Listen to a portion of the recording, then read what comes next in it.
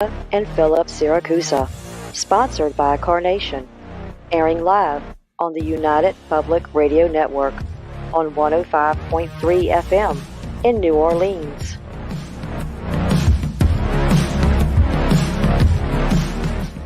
This show's entrance has been edited, produced, and directed by Gwen Clapper from Perfect Trust Productions, LLC. You can find us at perfecttrustproductions.com.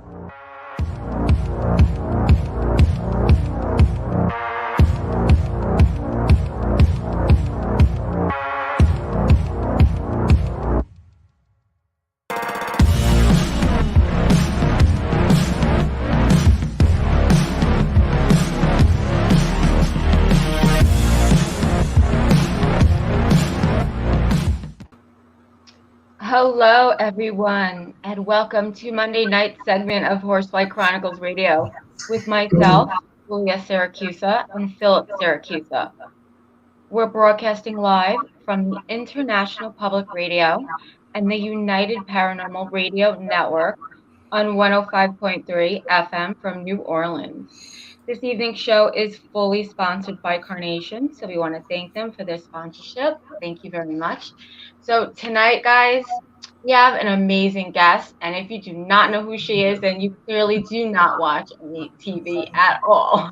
So please welcome Miss DEE WALLACE to the show. Dee is an internationally known actress with over 200 films, 5 TV series, and 400 commercials. She is best known for her role as the mother in Steven Spielberg's E.T. and the mom, Donna in Cujo. Dee has appeared on every major network and talk show, including Oprah and Today's Show. She has authored many books on the subject of self-creation. Her newest book is Born, Giving Birth to a New You. Dee is also a healer and helps so many people, and you can find her books and all of her work on her website, imdwallace.com. So please let's welcome her to the show. Welcome. Yay! Well, thanks, guys. What an intro.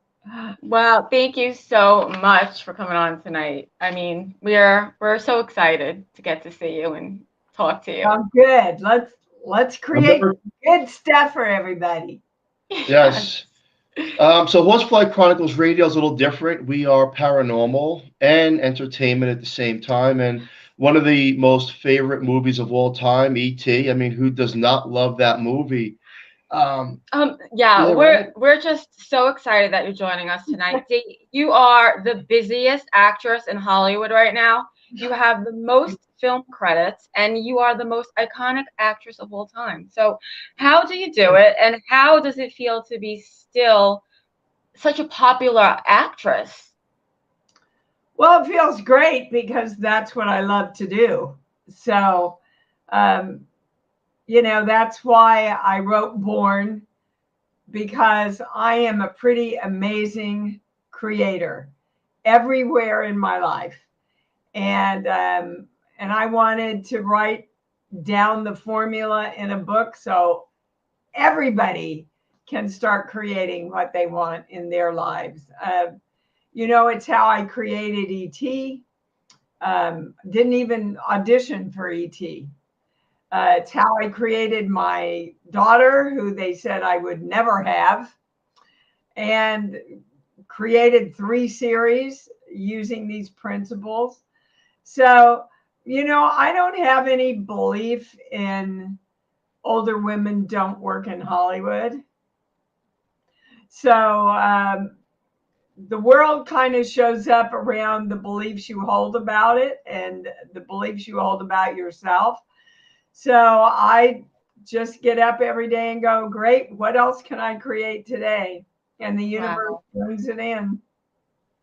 That's an amazing, inspiring attitude. I love it because you have that energy and that reflection to help other people achieve their goals in a sense where, it's never too late to get started and believe in yourself, right?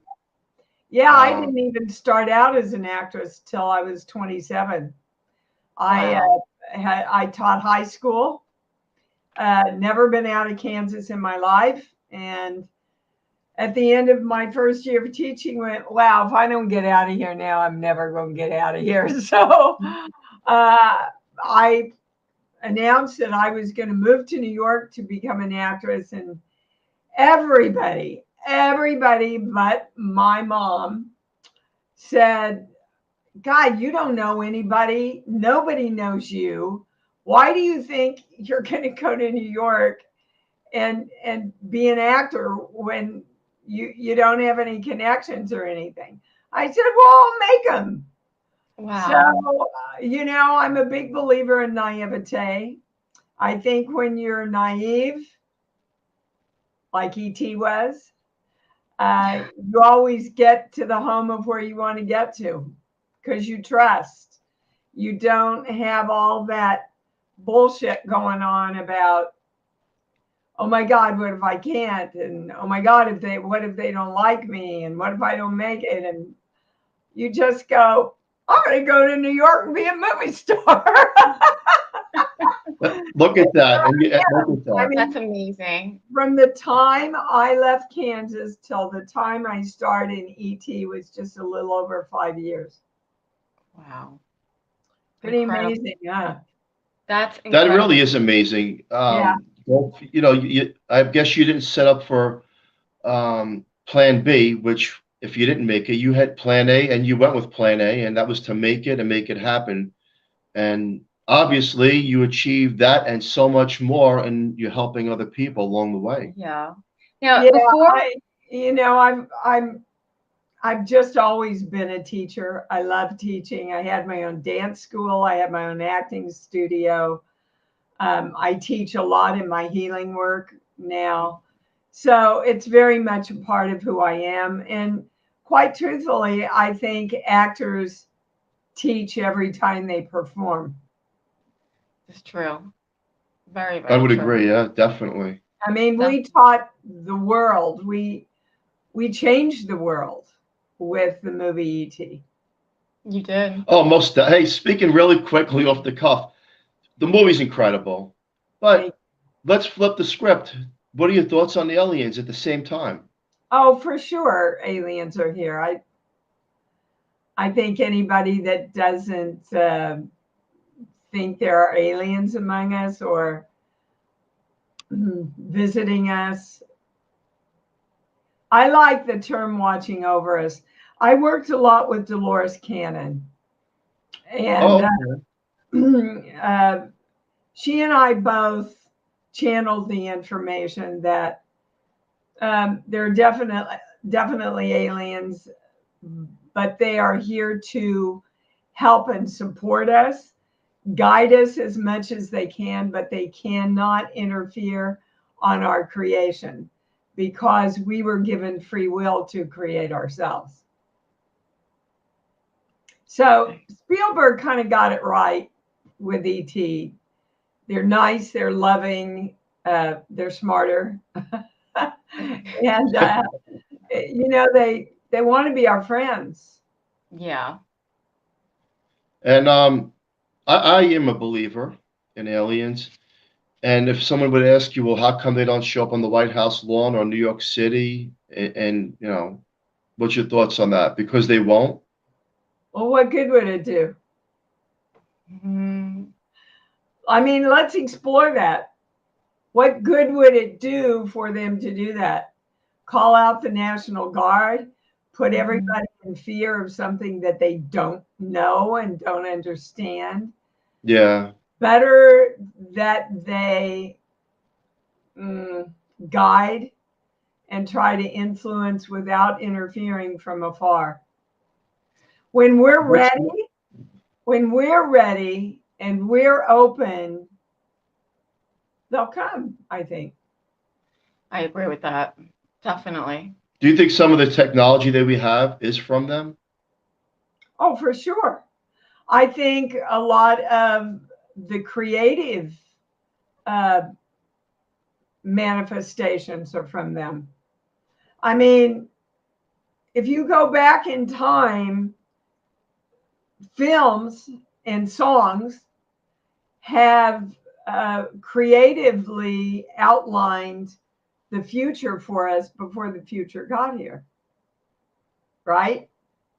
Yes. So, I'm a channel. I'm a clairaudient channel. I know that all the information is right here for everybody. And for people who are open to channeling that higher information, I truly believe that the aliens connect with them. However, saying that, I also know that everything's energy. We learned that in 5th grade. That's science. Energy's neutral. There's no positive or negative energy. And the highest word for God is energy, because energy is everything and everywhere. So that being said, aliens are just another installment of energy, right? Yes. I love the way you put that. Definitely. I like that.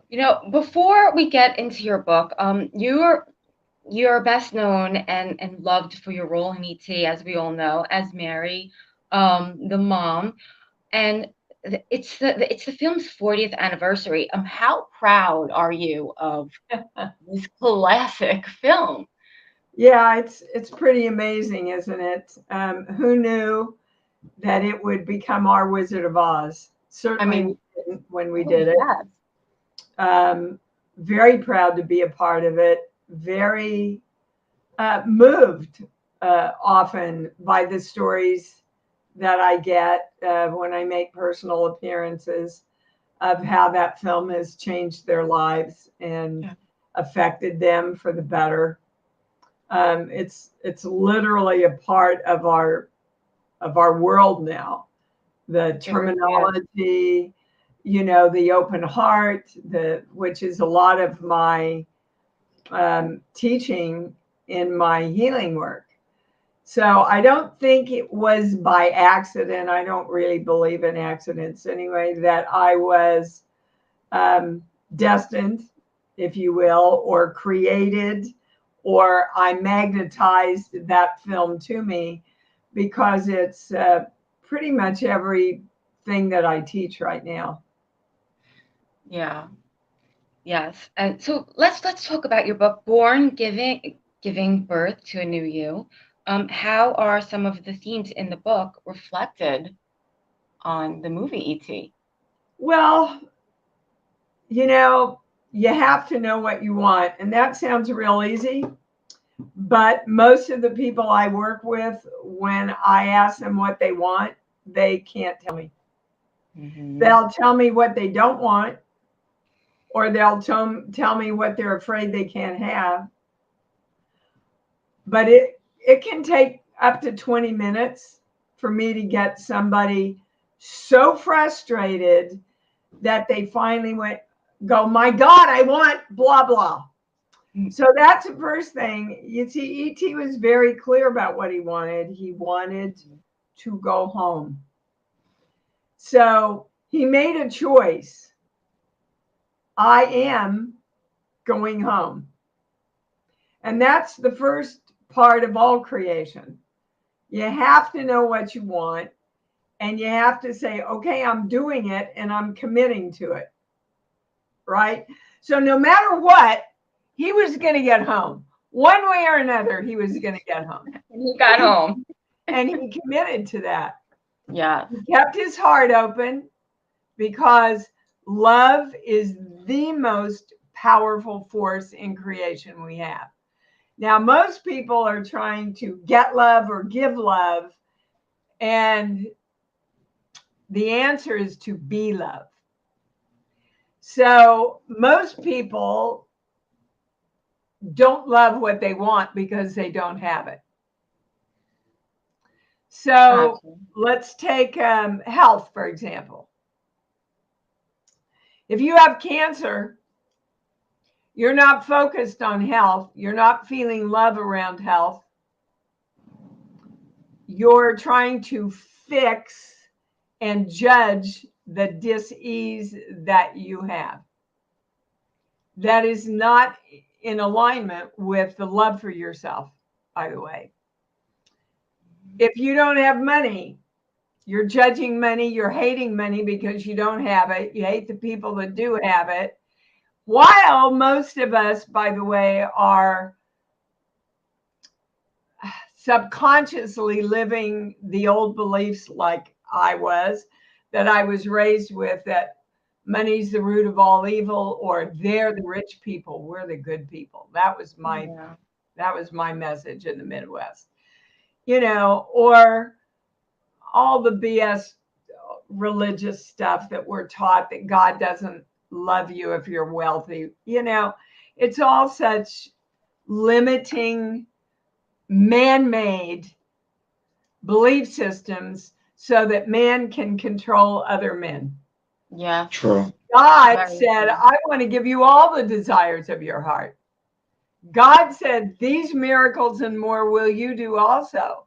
And then the men representing God come in to lead us and give us all these limiting beliefs that hold us back and hold us out of our power and keep us from our joy. So one of the big things in Born, one of the most important chapters, I think, is the chapters on 3 pillars. And when I say things have to be in alignment, you have to be in alignment. It means you have to be in harmony with what you want, or in love with what you want. So how I see myself, how I see the world, and how I see others seeing me, totally locked in our brains by 8 years old. So whatever we're taught or modeled between conception and 8 years old, that's what we truly believe the world works like. And we start building our life on those beliefs for the rest of our life until we wake up. So cut to ET, I'm catapulted to fame. I started making all this money. And I went, oh my God, I'm one of them.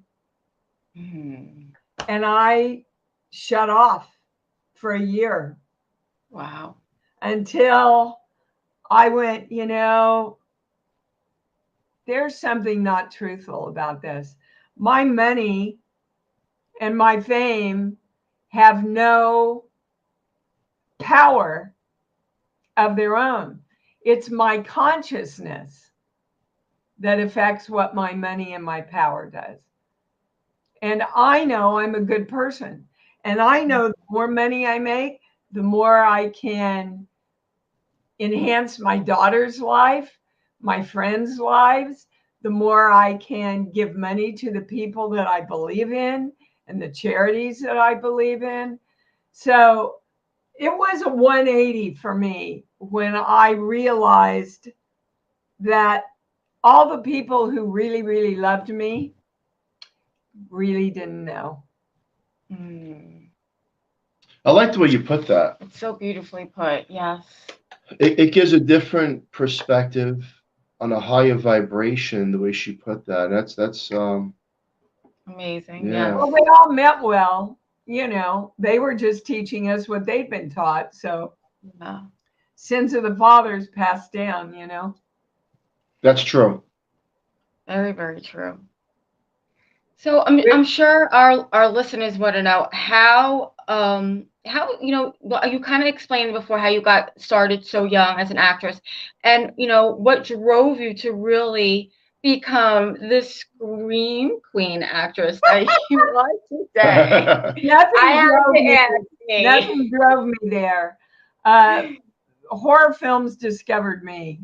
The first film I ever did was a religious film. The next film I did was The Hills Have Eyes, which kind of sums up the dichotomy of my life. It does. I spent half my life doing horror films and the other half of my life teaching and healing people from fear. So, and then, you know, I did 10 with Blake Edwards, which was a comedy with Dudley Moore. Yep. And then The Howling found me. And then I went to E.T., which is a lot of comedy if you watch the film. Not a horror film. Yeah. It's all about love. And so, I've just been all over the place. I have several horror films coming out. I have a romantic comedy. I have 2 family films in the works. A really great new comedy limited series. I just want to attract really good roles with nice people who are talented. Yeah. Life's too long to work with the assholes anymore. I just won't do it. Very true. Do you prefer doing horror than any other type of role? I prefer doing a great role. Okay, yes. Perfect answer. Yeah. I have a question for you. Which Hills Have Eyes were you in? Because I kind of love all of them. Yes, we do. Which one was it? 1 or 2? Oh, 1, baby. 1. Wow. Was the Hills Have Eyes based on something that was true? Not as far as I know, but I was just happy to get a freaking part back then. Yeah. Everybody said, well, did you worry that people got killed? And did you worry about your career? I'm going, are you kidding me? It was the lead part in the movie. And I was starting out, right? So I was just happy to get a gig. Yep. It's crazy. We actually watched that movie not too long ago. We did. And then you're in Halloween. Halloween, another favorite of ours. Halloween, Michael Myers. Yeah, I've done 5 movies now for Rob. Wow. Love him. That's incredible. Love him. He's a great guy. And also, not too long ago, you were in 13 Fanboy. Fanboy. Another awesome film. Have to let's talk about 13 Fanboy. That was directed by our very good friend Deborah Voorhees. Yes. We love her. Oh my God, I love her so much.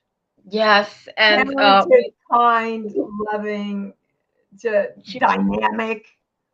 You don't want to fool with Deborah. She really, really is. We love this movie. When she sent me that script, I read it and I went, "Oh my God, how has nobody come up with this idea before?" Yes. That all these actresses are being stalked by, we believe, a fan. Yeah. It's so simple, but as far as I know, it had never been done before. And I love the idea too that you guys brought everybody back together. Like she brought everybody back together. Yeah. And it was a great movie. And it did really well too. Thank you. Yeah, it was a lot of fun to do too. Great. So happy. We love that movie. Yeah, everybody should go watch it because you gotta watch that movie. Everybody. It's definitely different, Would there be maybe there might be a 13 Fanboy Part 2? Oh yeah. Got me, you'd have to ask her. I seriously doubt there'll ever be an ET 2. No, you can't mess well, with isn't that. that like, sometimes you have the original, and the original's the best. Yeah. And then some of these movies I see when they try to do sequels, they kill it. They kill it. And it's like, why did you bother? The Godfather was an exception, but most of the time, the next one, for me anyway, is a letdown. Yeah. I agree. Well, The Wizard of Oz, there was never a part 2, right? No. Oh God, no. And Dorothy wanted to go home. See that? It was all about the love, and she wanted to go home. Look, we keep getting this message. The line literally is, "You had the power all along, Dorothy," which is pretty much what Born is about. If you don't accept the power of your own creation, that invites everybody and everything else in all of energy to create upon you. Very true. The power is looking for direction anywhere it can find it. So the more you know you're in charge of you and you're in charge of your creation through your free will, the more you get what you want. Yes, That's true. very true. And does that go hand in hand with the work that you do? You're a healer as well. Yes. Yeah. A So very gifted healer. And you've been helping you. thousands of people. I mean, it's I have amazing. clients all over the world. Wow. Yep. And how did you begin? How did you start this journey? Oh, I was born. I used to channel a lot when I was a kid, which, by the way, all kids do. They talk about their imaginary friends. Well, they're actually still connecting with information coming in. But I would get messages when I was little. I knew when my grandmother was in trouble and made my mother at 3 a.m. in the morning. I was like 8. Wow. Drive over there, and the gas was coming out of her stove. And my dad, after he committed suicide, visited me in my room. Wow. And said, it's not your fault. You aren't responsible for this. I'm happy. I'm safe. Your job is just to go create you with as much joy as you can. And then he left. So I have lots and lots of stories when I was younger, and then I put it away for a while, and then I met my husband, Christopher Stone, and he was involved in a philosophy called conceptology. And we would go drive down to Anaheim a couple of times a month to study this philosophy, which was really about your thoughts create your life. And then I got involved with Science of Mind, not Scientology, Science of Mind, which is a church which says your thoughts create your life. That's where your power is. And it just kind of expanded from there. And then it went into brain science. And I started realizing that everything that I was teaching spiritually was also brain science. Like in the good book, it says, think only on these things: peace, love, joy. In brain science, it says, whatever you focus on, you create more of. So think only on the things you want, right? As you believe, it's delivered to you. So there's no fate, there's no destiny. It's all about your belief system. So the more you break down your belief system, especially from conception to 8 years old, the more you will find the blocks that you're hitting in your life, and know why you can't break through to some of those places you want to break through to. I like the way you put that. So it kind of goes hand in hand with the law of attraction and the thinking Yes. of positivity and creating and manifesting the things you want, the change you want within your lifespan. Yeah, my work takes it beyond the law of attraction or the understanding of the law of attraction. But yes, it is based in that. You said something that rang a bell. You said you seen your dad when he was crossed over. Can you explain? Was it through the mind's eye? Was it through the physical eye? Was it? No, it actually was a light in my mirror that left and went to the middle of my room when I was trying to go to sleep. And I heard him like I hear my channel. So I hear the messages. I don't hear like I'm hearing your voice, right?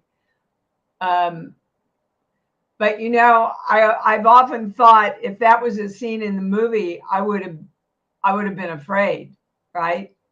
Mm-hmm. I had no fear when that happened. It was so peaceful and there was so much love. that I could feel in the room. It was just natural to me.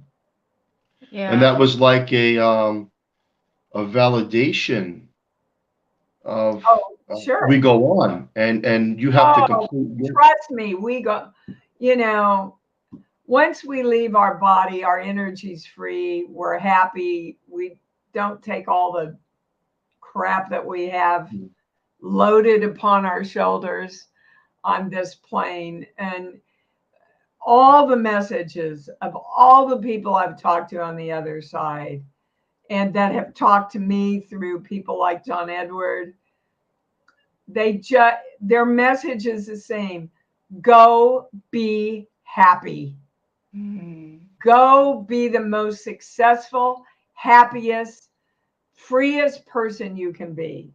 That's what they learn as soon as they cross over. Wow. John Edwards. I like John Edwards. I know. I used to watch him. I love John Edwards. Yeah. Yep. Love him. I like him. He's good. Him, and I used to like James Van Prague. He's going back in the day. Yeah. You know, and I believe, you know, Julia and I were paranormal investigators, and you know, we're firm believers in the other side, and it's important that people like yourself just said that we go on, which we know as investigators, but for the world to know, if a person loses a loved one, what's your recommendation to them to connect with that person? You mean for us down here or them up there? Yes. Oh, well, you have to be open to it, first of all. Yes. Most people are afraid of it. You know, like I said to my older brother as he was making his way out, I said, you better connect with me in any way you can. So my brother was a minister who worked his way through seminary shooting pictures for Playboy. Again, the dichotomy of my family, right? Wow. So the first sermon I ever heard him preach, he played on the record player For Everything There Is a Season, a time to live and a time to. Yes. So I hear that song probably 5 times a week. Wow. Really? That's yeah. Amazing. No matter what station I'm on.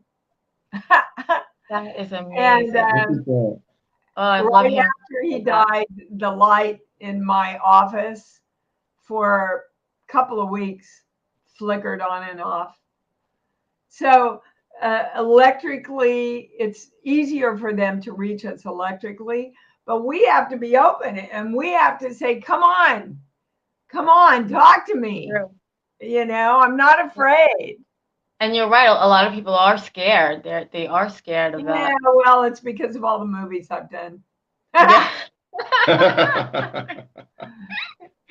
But that's inspiring as well. Yeah. You have to be open and believe, and you can communicate. And I usually tell people myself, the best validation sometimes, you may hear a song on the radio. Not only does it remind you, but you can feel that person's energy once we're here in the physical realm. You can talk to and connect with energy anywhere. But you have to believe.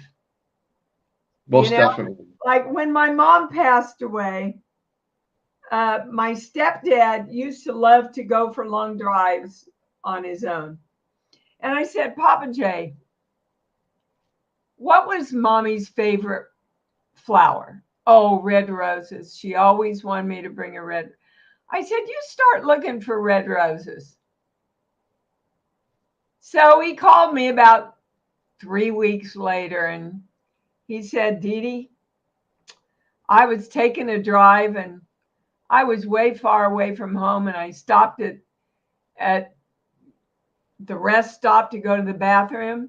And as I'm walking to the bathroom, I look down and there's a long stem red rose right on the path.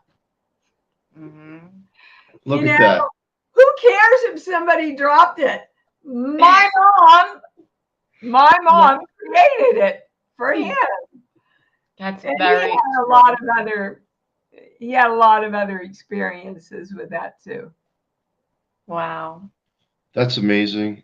And we can We attest can to that. relate. Yeah, we can relate to So that. let's talk about, you've been on so many movies. Have you ever been in a position in a movie where you're like, uh-oh, I took this role, this is scary, or this is like, is this something I can do?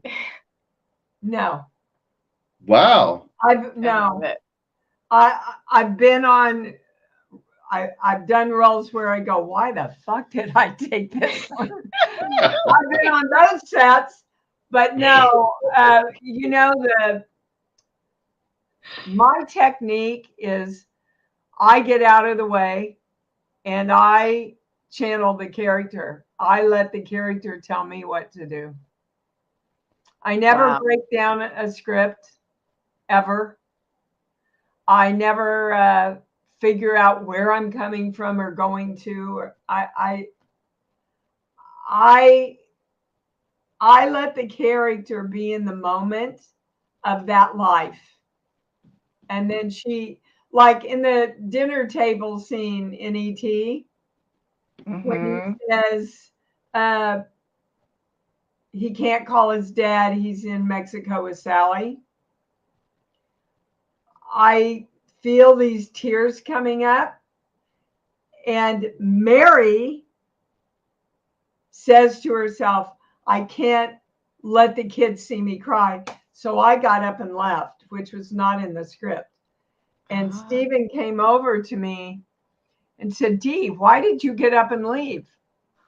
And I explained to him what happened. And in that moment, he brought the crew back. They built a kitchen set with a sink with running water, so he could take me over to the sink and bring me back into that big close-up where I said he hates Mexico. But it all happened because Mary couldn't sit at the table. Oh, wow. That's incredible. You know, try to break Cujo down. Forget it. I was just going to bring this movie up. Oh, okay. My God. That's another favorite of everybody. This is one of my, I have to say that this is really, honestly, one of my favorite movies. And I'm not just saying that because you're on our show. It's my favorite. Mean it. Favorite of my movie. I loved this movie. How was it? How was this experience? It was hell. It was the hardest thing I've ever done in my life. And I'm the proudest of it. And it's my favorite movie. Wow. But, you know, you just had to be in the moment. Yeah. I'm working with a 6-year-old kid who was phenomenal, by the way, and a dog. Yeah. And so you couldn't plan things out. You had to deal with the kid and the dog and what's going on with her, and you know what to make sure you don't cover yourself from the camera while you're screaming trying to get away from the dog. And I mean, it was crazy. It was crazy. And somebody asked Louis Teague, our director, somebody asked him at an event we were at, how did you get that performance out of DEE Wallace? And he said, I didn't do anything. She channeled the whole damn thing. Wow. Which is not true. He had a lot of guidance and a lot of love. Boy, I really was so fortunate to get Louis as my director on that, and to get Dan Blatt as my producer, who kind of became like a big brother / father figure for me. Yeah. But it was hard, guy. They treated me for exhaustion for 3 weeks after I finished that film. Oh my God. Yeah, it was tough. I'm still on adrenal supplements because I blew out all my adrenals. Oh my goodness. Well, you know, your body and your brain, they don't understand your acting. So they think you're going through the same chemical adrenaline output in fight or flight as you would in real life. So for 8 or 9 weeks, I was in constant fight or flight every day. for every scene you saw, we probably filmed it 10, 12, 15 times. So That's exhausting. I mean, yeah, it's just it exhausting really to is. think about it, isn't it? I don't think everyone really realized, what it took probably to make that movie. I guarantee you they don't. Yeah. Well, you did an amazing job. And was the dog mean? What? Was the dog mean? Oh no, there were 13 dogs that played Cujo. They were all babies and trained to go after toys. We actually had to tie their tails down because they were wagging them all the time. And there were so many dogs trained to do different tricks so that you would not overwork the dog. Yeah. They were so well taken care of by Carl Miller. He even slept in the barn with them. Aw. Yeah. Well, we have to watch it. Now I have to go watch this movie now. I have to. Well, now I want to watch E.T., The Hills Have Eyes, the Halloween We're going to watch episode, we're writing 13 everything Fanboy, which down. was one of my favorites Have as you well. seen 3 from Hell? Yeah. Yeah. Oh my God. I love that part. 3 from Hell. That's right. Yes. That was another great movie. Rob Zombie. Now write that down too. Rob Zombie's movie. Now we have to- Actually, isn't he coming out with the monsters, though, right? Yeah. Yeah, I've got a voiceover in it. I don't actually appear in it.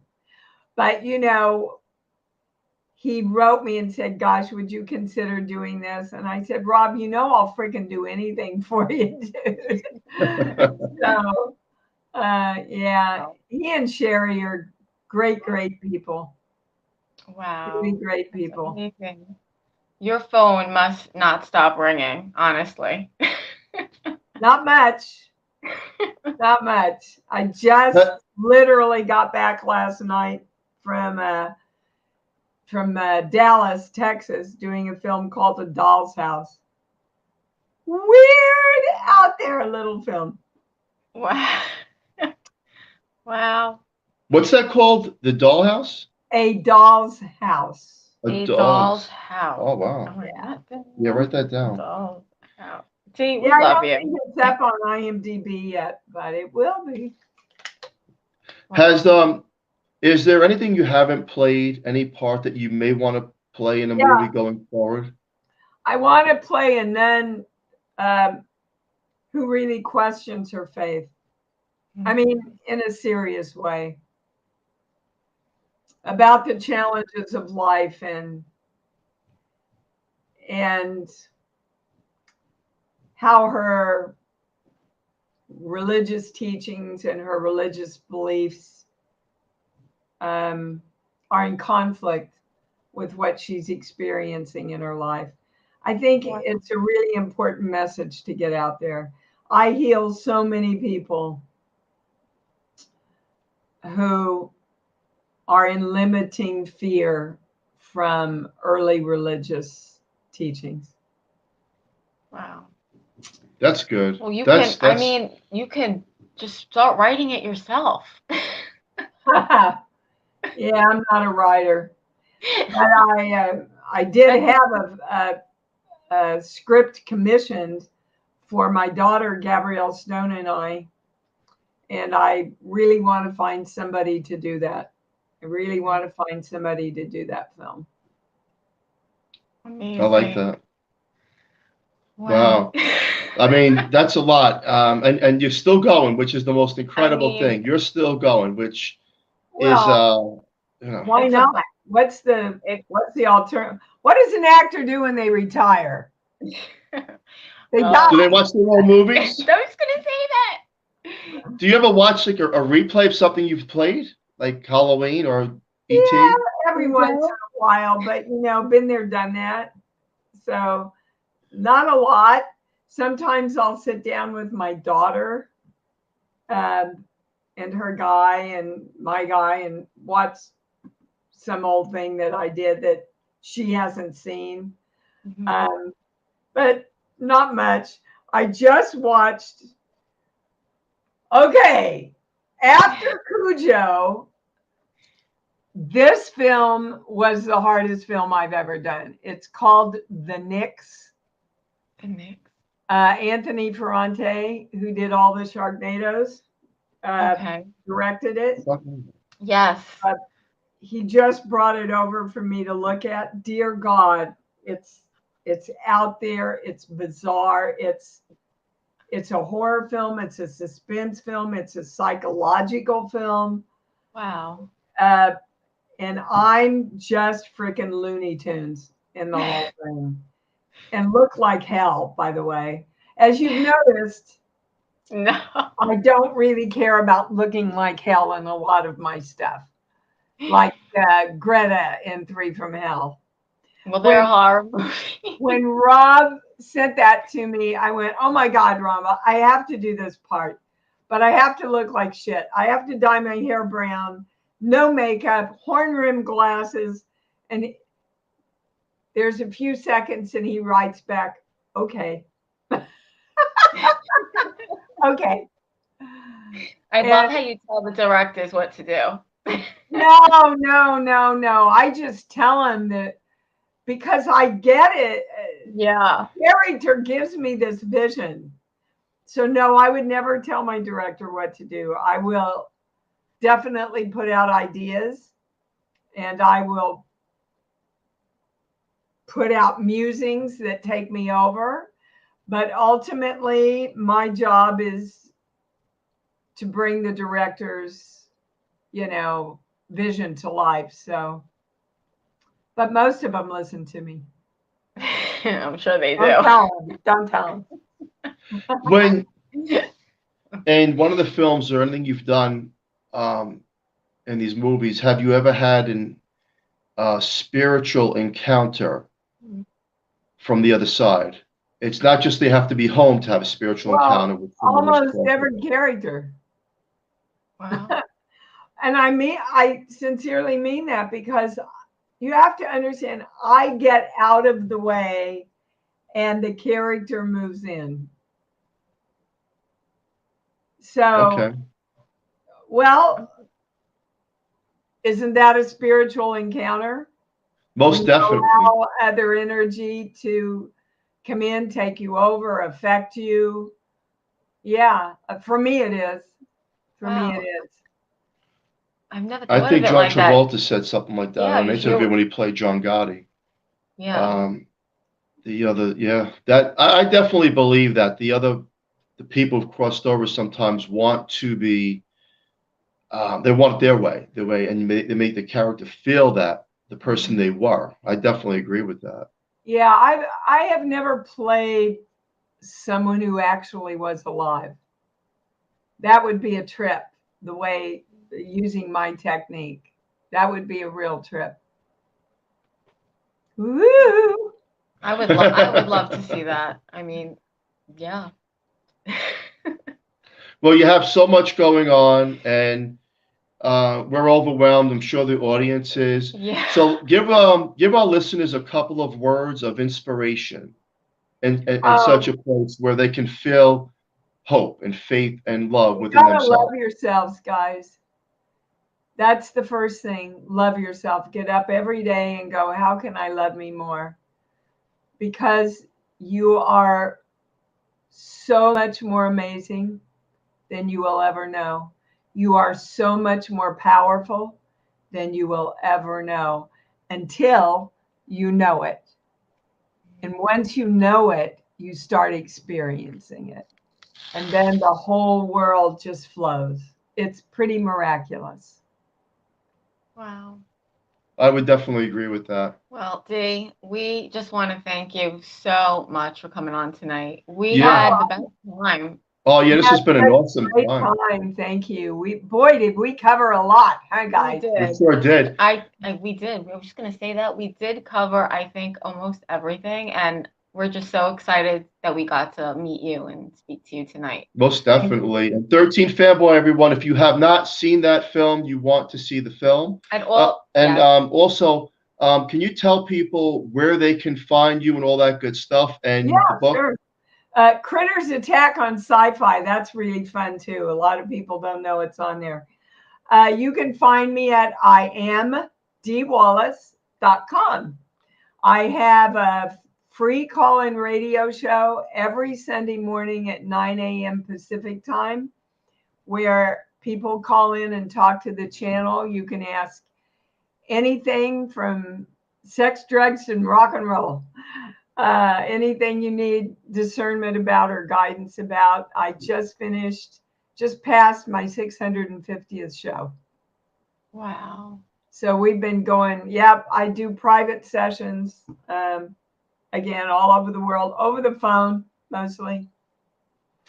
So So yeah. is that sort of like a remote viewing? Is that what that's like when you're healing over the phone? No, I wouldn't call it a remote viewing. It's, again, all the information is here. All I'm doing is tapping into it.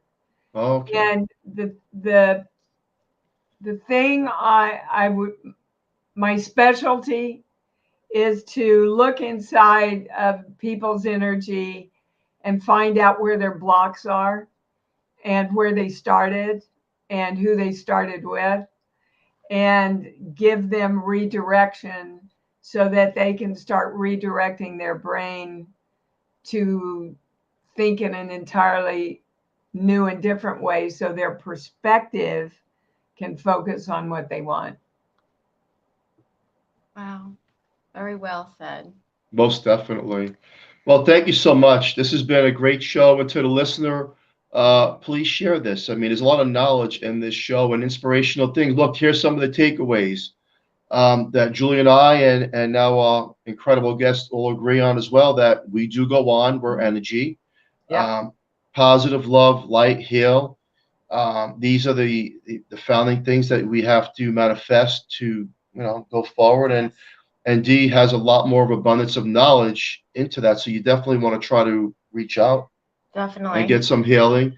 And also, if you haven't seen any of the movies, Go watch them. watch them. I mean, there's 200 movies. That's More. wow. More than now. 200? Yeah. Yeah. More now. It's incredible. And Amazing. more to come.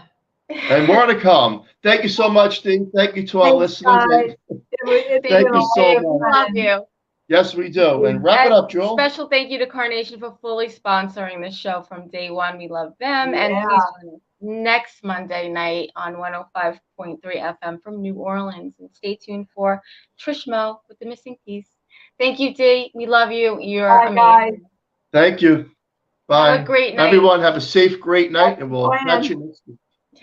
Thank you. Thank you. Goodbye, Dee.